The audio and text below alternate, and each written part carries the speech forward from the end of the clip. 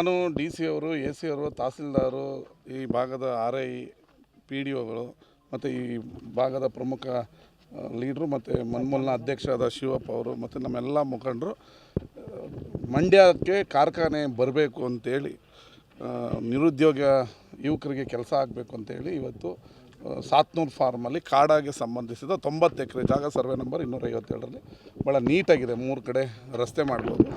ಇದು ಭಾಳ ವರ್ಷಗಳಿಂದ ಕಾಡ ವಶದಲ್ಲಿದೆ. ಕಾಡ ವಶದಲ್ಲಿದ್ದು ಸುಮ್ಮನೆ ತೆಕ್ಕಲು ಬಿಡೋದಕ್ಕಿಂತ ಇದನ್ನು ಕ್ಯಾಬಿನೆಟಲ್ಲಿಟ್ಟು ಕೈಗಾರಿಕೆಗೆ ನಾವು ಮೀಸಲಿಡೋಣ ಅಂತೇಳಿ ಬಂದಿದ್ದೀವಿ. ಮುಖ್ಯಮಂತ್ರಿಗಳು, ಉಪಮುಖ್ಯಮಂತ್ರಿಗಳು, ಉಸ್ತುವಾರಿ ಸಚಿವರ ಹತ್ರ ಮಾತಾಡಿದ್ವಿ. ಕಾರ್ಖಾನೆ ಬರೋಂಗಿದ್ರೆ ಇಮಿಡಿಯೇಟ್ಲಿ ಕ್ಯಾಬಿನೆಟಲ್ಲಿಟ್ಟು ಮಾಡಿಕೊಡ್ತೀವಿ ಅಂತ ಹೇಳಿದ್ದಾರೆ. ಅದಕ್ಕೋಸ್ಕರ ಇವತ್ತು ನಾನು ಮತ್ತು ಶಿವಪ್ಪ ಅವರಿಬ್ಬರು ಬಂದು ಜಾಗವನ್ನು ನೋಡಿದ್ವಿ. ಚೆನ್ನಾಗಿದೆ. 3 ಕಡೆ ರೋಡ್ ಇದೆ, ನೀರಿನ ಸೌಕರ್ಯ ಇದೆ, ಸಿಟಿಗೆ ಹತ್ರ ಇದೆ, ಪಕ್ಕದಲ್ಲೇ ಲೇಔಟ್ ಇದೆ, ಸ್ಟಾರ್ ಹೋಟ್ಲಿದೆ, ಎಲ್ಲ ಇದೆ. ವಿದೇಶದಿಂದ ಕಾರ್ಖಾನೆ ಬಂದರೂ ಅವ್ರಿಗೆ ಏನೇನು ಸೌಲಭ್ಯ ಬೇಕೋ ಎಲ್ಲವೂ ಇದೆ. ಅದಕ್ಕೋಸ್ಕರ ಬಂದು ನೋಡಿ ಕೈಗಾರಿಕೆಗೆ ಇದನ್ನು ಮೀಸಲಿಡೋಣ ಅಂತೇಳಿ ತೀರ್ಮಾನ ಮಾಡಿದ್ವಿ. 90 ಎಕರೆ ಜಾಗ ಇದೆ. ಇನ್ನೊಂದು 10 ಎಕರೆ ಅಕ್ವಿಜಿಷನ್ ಮಾಡ್ತೀವಿ. ಇನ್ನು 1000 ಎಕರೆ ಬೇಕಾದರೂ ಇಲ್ಲಿಂದ ಅಲ್ಲಿವರೆಗೂ ಚಿಕ್ಕಮಂಡಿವರೆಗೂ ಅಕ್ವಿಜಿಷನ್ ಮಾಡಿ ಕೈಗಾರಿಕೆಯನ್ನು ತರಬಹುದು. ನಾನು ಮಾತಾಡ್ತೀನಿ, ಈ ಜಾಗ ಇದೆ ಅಂತ ಗೊತ್ತಿಲ್ಲ. ಹೇಳ್ತೀನಿ, 2 ನಿಮಿಷ ಹೇಳ್ತೀನಿ. ಈ ಎಲ್ಲರಿಗೂ ಇದೇ ಮಿಸ್ಗೈಡ್ ಆಗ್ತಾಯಿದೆ. ನೀವೊಂದು ಕ್ವಶನ್ ಕೇಳ್ತೀರಾ, ಏನು ಸರ್ ಕಾರಲ್ಲಿ ಬಂದ್ರೆ ಬಸ್ಸಲ್ಲಿ ಬಂದ್ರು ಅಂತ. ನಾನು ಕಾರಲ್ಲಿ ಬರ್ಬೇಕಾದ್ರೆ ಕೆಂಗೇರಿಯಿಂದ ರಾಮನಗರ, ರಾಮನಗರದಿಂದ ಮದ್ದೂರಿಂದ ಅಮರಾವತಿಯಿಂದ ರೈಟ್ ತೊಗೊಂಡು ಬಂದೆ ಅಂತ ಹೇಳಬೇಕು. ಬೆಂಗಳೂರಿಂದ ಮಂಡ್ಯಕ್ಕೆ ಬಂದೆ ಅಂದರೆ ಏನು ಅವ್ರು ಏನು ಹೇಳಿದ್ದಾರೆ, ಕೈಗಾರಿಕೆಗೆ ಇದೆಯಾ ಅಂದರೆ ಮೊದಲು ನಾಗಮಂಗಲದಲ್ಲಿ ಮಾಡೋಕ್ಕೆ ಹೋದಾಗ ರೈತರು ವಿರೋಧ ಮಾಡಿದ್ರು, ಅದನ್ನು ನಾವು ಕೈ ಬಿಟ್ಟಿದ್ದೀವಿ. ಕುದುರೆಗುಂಡಿಯಲ್ಲಿ ಮಾಡೋಕ್ಕೆ ಹೋದ್ರು, ಅದನ್ನು ಕೈ ಬಿಟ್ಟಿದ್ದೀವಿ. ಈಗ ಸಿದ್ಧಪಡಿಸಿದ ಜಾಗ ಇಲ್ಲ.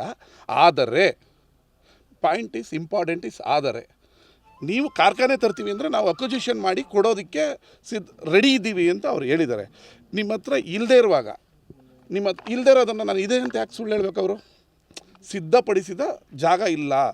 ಹಿಂದೆ ಈಗ ಹೇಳಿದ್ದು ನಾನು 2ನೇ ಸರಿ ರಿಪೀಟ್ ಮಾಡೋಕ್ಕಾಗಲ್ಲ. ನಾಗಮಂಗಲದಲ್ಲಿ ಗಲಾಟೆ ಆಯಿತು, 2500 ಎಕರೆ ಮಾಡೋಕ್ಕೆ ಹೋದಾಗ. ಮತ್ತು ಇನ್ನೊಂದರಲ್ಲಿ ಕುದುರೆಗುಂಡಿಲಿ ರೈತರು ಇದಕ್ಕೆ ಹೋಗಿದ್ದಾರೆ, ಕೋರ್ಟ್ಗೆ ಹೋಗಿದ್ದಾರೆ. ಈಗ ಸಿದ್ಧಪಡಿಸೋ ಜಾಗ ಎಲ್ಲ ನೀವು ಕಾರ್ಖಾನೆ ತರ್ತೀವಿ ಅಂದರೆ ಕೊಡ್ತೀವಿ ಅಂದರೆ ಅದರಲ್ಲಿ ಏನು ಅದನ್ನು ಮುಚ್ಚುಮರೆ ಏನಿಲ್ವಲ್ಲ, ಓಪನಾಗೆ ಸ್ಟೇಟ್ಮೆಂಟ್ ಮಾಡಿ. ನಮ್ಮ ಮಂತ್ರಿಗಳು ಅದನ್ನು ಉತ್ತರನ ಓದಿಲ್ಲ. ಅವ್ರಿಗೆ ನಿಮಗೆ ಮಿಸ್ಕಮ್ಯುನಿಕೇಷನ್ ಆಯಿತು ಅಂದರೆ ಅದು ಯಾವುದೋ ಪ್ರಶ್ನೆ ಯಾರೋ ಶಾಸಕರು ಕೇಳಿರಬೇಕು, ಅದಕ್ಕೆ ಉತ್ತರ ಕೊಟ್ಟಿರೋದನ್ನ ನಮ್ಮ ಹತ್ರ ಬಂದಿದ್ದೀರಿ ಅಂತ ಅವರು ಸ್ವಲ್ಪ ಟೆಂಪ್ಟ್ ಆದರು. ಆಮೇಲೆ ನಾನು ಕೂರಿಸ್ಬಿಟ್ಟು ಕಾಪಿ ಹೌದಾ ಇದನ್ನು ಮೊದಲೇ ತೋರಿಸಿದ್ರೆ ನಾನು ಮಾತಾಡ್ತಿದ್ದೆ ಅಂತ ಹೇಳಿದ್ರು. ಇಷ್ಟೇ, ಅಲ್ಲಿ ಇನ್ಯಾವ ಗೊಂದಲನೂ ಆಗಿಲ್ಲ. ಮಿಸ್ಕಮ್ಯುನಿಕೇಷನ್. ಅವರು ಕಾಪಿ ಓದಿರಲಿಲ್ಲ, ನೀವು ಕ್ವಶನ್ ಕೇಳಿದ್ರೆ ಆವಾಗ ಈ ರೀತಿ ನಮ್ಮ ಹತ್ರ ಯಾರೋ ಬಂದು ಕೇಳ್ತಾ ಇದ್ದೀರಿ ಅಂತ ಆಯ್ತು. ಹೇಳಿ. ಕುಮಾರಸ್ವಾಮಿ ಅವರು ಹೇಳ್ತಾ ಇದ್ರು, ಇಷ್ಟು ದಿನದಿಂದನೂ ಹೇಳ್ತಾ ಇದ್ದಿದ್ದು ವಿಚಾರ ಅಂತಂದ್ರೆ DC ಅವ್ರಿಗೆ ನಾನು ಪದೇ ಕೇಳ್ತಾ ಇದ್ದೀನಿ, ಜಾಗ ಇಲ್ಲ, ಜಿಲ್ಲೆಲೇ ಜಾಗ ಇಲ್ಲ ಅಂತ. ನೀವು ಹೇಳ್ತಾ ಇದ್ರಿ ಜಿಲ್ಲೆಯಲ್ಲಿ ಜಾಗ ಇದೆ ಅಂತ. ಇದು ಯಾಕೆ ಗೊತ್ತಿರಲಿಲ್ಲ ಅಂತ? 2 ಸರಿ ಮುಖ್ಯಮಂತ್ರಿ ಆಗಿದ್ದಾರೆ. ನಾವು ಏನು ದೊಡ್ಡವ್ರಿಗೆ ಹಿರಿಯರಿಗೆ ಮಾತಾಡಬಾರ್ದು. ಅವ್ರು ಪ್ರಧಾನಮಂತ್ರಿ ಕುಟುಂಬದವರು.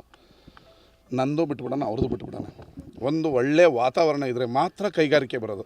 ಕೈಗಾರಿಕೆ ಸ್ಥಾಪಿಸ್ ಮಾಡಿದವನು ನಮ್ಮ ದೊಡ್ಡಪ್ಪನೂ ಅಲ್ಲ, ಅವ್ರ ಚಿಕ್ಕಪ್ಪನೂ ಅಲ್ಲ, ಒಬ್ಬ ಉದ್ಯಮಿ. ಅವನು ಕುಮಾರಸ್ವಾಮಿ, ಚಲುವರಾಯಸ್ವಾಮಿ, DK ಶಿವಕುಮಾರ್ ಅಲ್ಲ. ನಿನಗೆ ಆ ಜಿಲ್ಲೆಯಲ್ಲಿ ವಾತಾವರಣ ಚೆನ್ನಾಗಿದೆಯಾ, ನಾನು ಕಾರ್ಖಾನೆ ಹಾಕಿದ್ರೆ, ಕೈಗಾರಿಕೆ ಹಾಕಿದ್ರೆ ತೊಂದರೆ ಆಗಲ್ವ ಅನ್ನೋ ವಾತಾವರಣ ಸೃಷ್ಟಿ ಆದರೆ ಮಾತ್ರ ಬರೋದು. ಈಗ DVಯಲ್ಲಿ ಪೇಪರಲ್ಲಿ ಫೈಟ್ ಮಾಡಿಕೊಂಡು, ಕ್ವಶನ್ ಕೊಟ್ಕೊಂಡು, ಆನ್ಸರ್ ಕೊಟ್ಕೊಂಡು ಫೈಟ್ ಆಡಿದ್ರೆ ಯಾವ ಕಾರ್ಖಾನೆಯೂ ಬರಲ್ಲ. ಅದರಿಂದ ಇಲ್ಲಿಗೆ ಸ್ಟಾಪ್ ಮಾಡೋಣ ನಾವು ಸ್ಟೇಟ್ಮೆಂಟ್ ಕೊಡೋದು.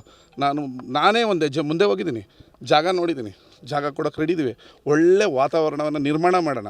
ಕುಮಾರಣ್ಣವ್ರ ಕೈಯಲ್ಲಿ ಶಕ್ತಿ ಇದೆ ಕಾರ್ಖಾನೆ ತರೋದಕ್ಕೆ. ಅವರು ಸುಮ್ಮನೆ ಇವ್ರಿಗೆ ಲೆಟ್ರ್ ಬರೆಯೋದು ಬಿಟ್ಟು, ನಾನು ಅವ್ರಿಗೆ ಅವರ ಅಧಿಕಾರಿಗಳಿಗೆ ಆಕ್ಸೆಸ್ ಇದ್ದೀನಿ, ಫ್ರೀ ಇದ್ದೀನಿ.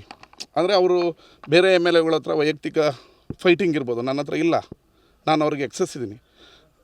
ನನಗೆ ಟೈಮ್ ಕೊಡಲಿ, ಇಲ್ಲ ಅವ್ರು ಕರೆ ಮಾಡಲಿ, ಅವ್ರ PAಗಳು ಯಾರಾದರೂ, ನಾನು ಹೋಗಿ ಜಾಗ ಕೊಡ್ತೀನಿ. ಉತ್ತಮ ವಾತಾವರಣವನ್ನು ಸೃಷ್ಟಿ ಮಾಡೋಣ. ಮಂಡ್ಯದ ಯುವಕರಿಗೆ ಕಾರ್ಖಾನೆ ಬೇಕಾಗಿದೆ. ಮಂಡ್ಯದ ಯುವಕರು ಬೇರೆ ರಾಜ್ಯ, ದೇಶ, ಅಲ್ಲಿ ಇಲ್ಲಿ ಕೆಲಸ ಮಾಡೋದು ತಪ್ಸೋಣ, ಇಲ್ಲೇ ಕೆಲಸ ಕೊಡೋಣ.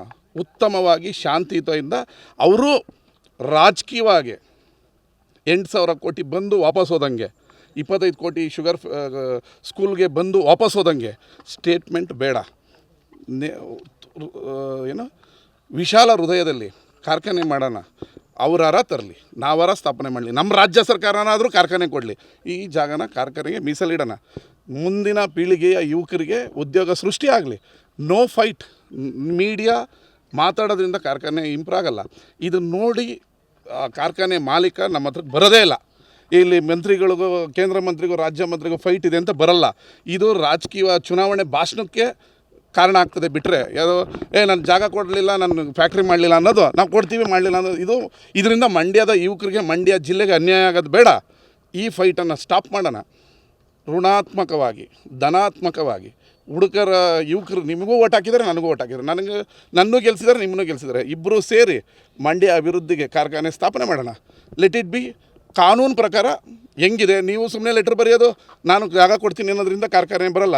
ಉತ್ತಮ ವಾತಾವರಣವನ್ನು ಸೃಷ್ಟಿ ಮಾಡಿ ಕಾರ್ಖಾನೆಯವ್ರನ್ನ ಕನ್ವಿನ್ಸ್ ಮಾಡಿ ಫ್ಯಾಕ್ಟ್ರಿ ತರೋಣ. ನಿರ್ಭೀತ, ನಿಷ್ಪಕ್ಷಪಾತ, ವಿಶ್ವಾಸಾರ್ಹ ಸುದ್ದಿಗಳಿಗೆ ಮತ್ತೊಂದು ಹೆಸರಾಗಿರುವ ನ್ಯೂಸ್ 18 ಕನ್ನಡ ಈಗ ಆಪ್ನಲ್ಲೂ ಲಭ್ಯವಿದೆ.